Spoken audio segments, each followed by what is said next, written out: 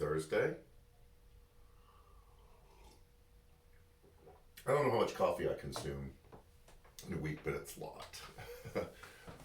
Okay, we're going to do a little word play today. It was inspired by a podcast I was listening to a few days ago. I don't know if you've ever noticed, I'm sure you have, and you may be guilty of this, of people who use words or phrases incorrectly. Like they'll use a word, but they won't use it the way the word is supposed to be used, or they've twisted the meaning.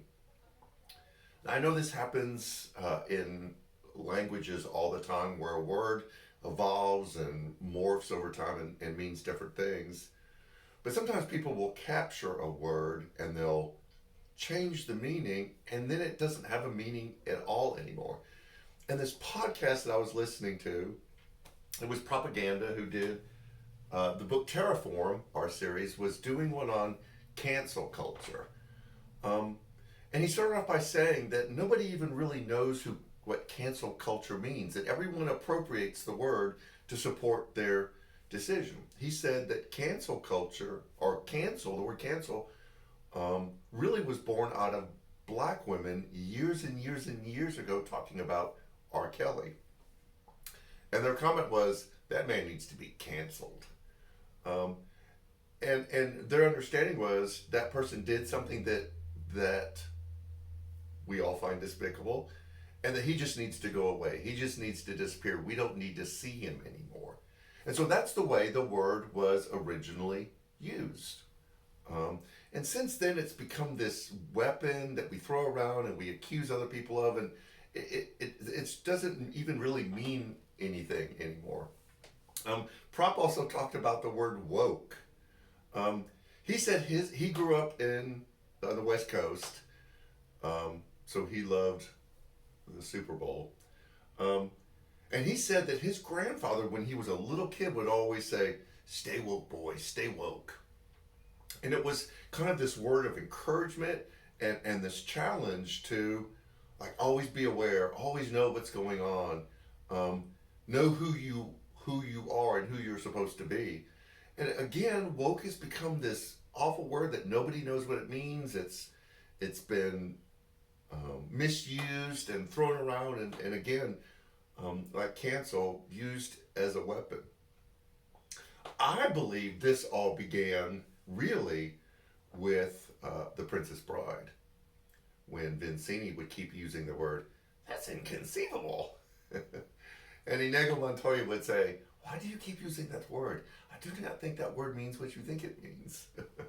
So we understand that sometimes people will take a word and they'll misuse it for their own benefit rather than maintaining the integrity of that word.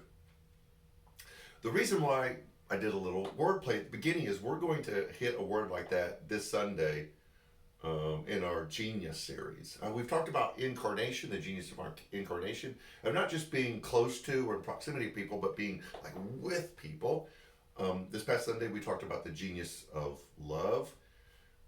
We wrestled with that one. We don't have answers to what it looks like to love like Jesus loved, and we all know that we don't practice it. This Sunday we're going to talk about the genius of surrender.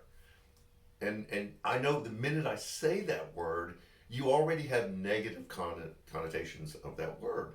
That surrender means weak, it means giving in, it means giving up, it means recognizing that you're lesser than the other person. And so surrender has become a word that typifies losing to someone else. And in a society that loves power and might, winning at all costs, surrender is a weak word. And yet, surrender is all through Scripture. And what we tend to do is when a word becomes a word that's used as a weapon or as a sign of weakness, we don't use that word anymore. And so we don't like the word surrender because we don't like what it implies.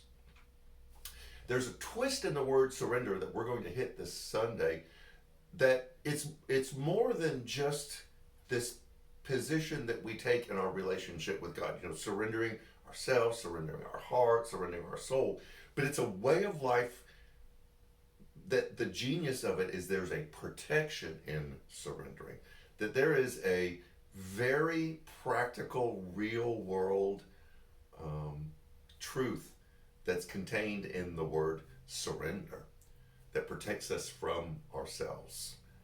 Um, those of us who are parents know this, and that's a teaser for what we're going to talk about Sunday. So, cancel, woke, inconceivable. We're going to talk about surrender Sunday and the genius of it, and why it's such an essential practice. So we have a lot going on here. We're collecting for the warming center here in town. Please contribute to that. The list is available online. It's in the lobby.